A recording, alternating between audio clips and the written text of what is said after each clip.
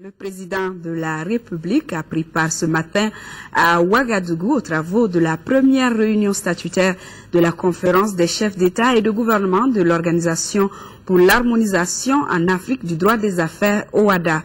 Au cours de la rencontre, les chefs d'État se sont engagés à donner plus de vitalité à l'organisation et cela à travers la création d'emplois et le soutien au secteur informel. Envoyé spéciaux Amadou Sankaré, Aboubakar Touré.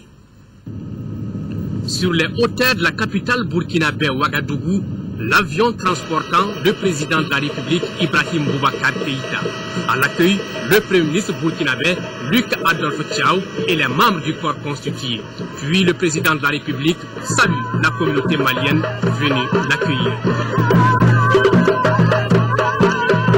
Ensuite, le cortège présidentiel s'ébranle vers le quartier Ouagadémil où se tiendra la rencontre. Sur place, Ibeka retrouve ses autres pairs d'Afrique venus également prendre part à cette première réunion statutaire de la conférence des chefs d'État et de gouvernement de l'OHADA, mais aussi pour évaluer les 20 ans d'existence de l'organisation. Pour le président de la République du Faso, président en exercice de la conférence des chefs d'État, l'OHADA, qui est en marche il y a de cela 2 décennies, a joué un rôle immédiatement important dans l'amélioration du climat des affaires.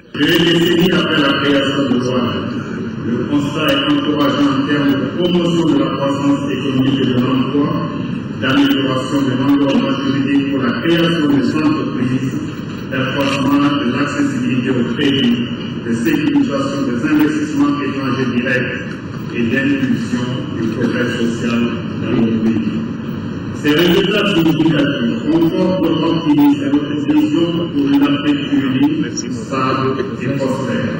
Nous devons alors continuer, veiller à la consolidation des performances de l'organisation, en veillant à rendre plus efficient le mécanisme de financement autonome mis en place. Au Mali, les acquis de l'Organisation pour l'harmonisation en Afrique du droit des affaires est une réalité. Pour une longueur de journée et de contentieux commercial, le droit de l'OHADA est évoqué devant les tribunaux du commerce, à la cour d'appel.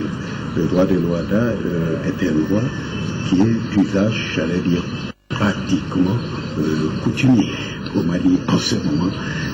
Les procédures sont utilisées par les avocats et tout le monde s'accorde à dire que c'est pour la meilleure sécurisation du droit des affaires au Mali, et y compris à l'image de ce qui se fait dans le reste des pays membres de l'OHADA. Il faudrait que les opérateurs économiques s'approprient davantage les règles de l'OHADA et que ces règles-là ne restent pas l'apanage des tribunaux et des professionnels. Donc, diffusion dans le monde des entreprises, diffusion tout simplement en l'endroit du public le plus large possible.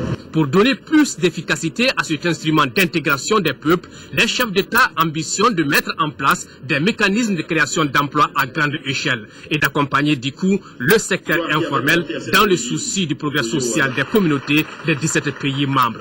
Pour ce faire, l'OHADA peut également compter sur ses amis. C'est une organisation extrêmement vivante, c'est une perspective surtout extrêmement stimulante.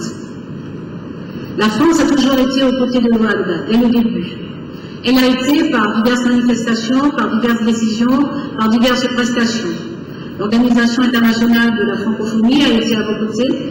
La France l'a été en désignant des experts internationaux, parce qu'il est important de développer les capacités, les connaissances, les échanges, les techniques, les technologies, les méthodes. La France continue de l'être. Elle est un de vos partenaires essentiels avec la Banque mondiale et l'Union européenne. L'OHADA a été d'une certaine façon visionnaire dans une période de crise.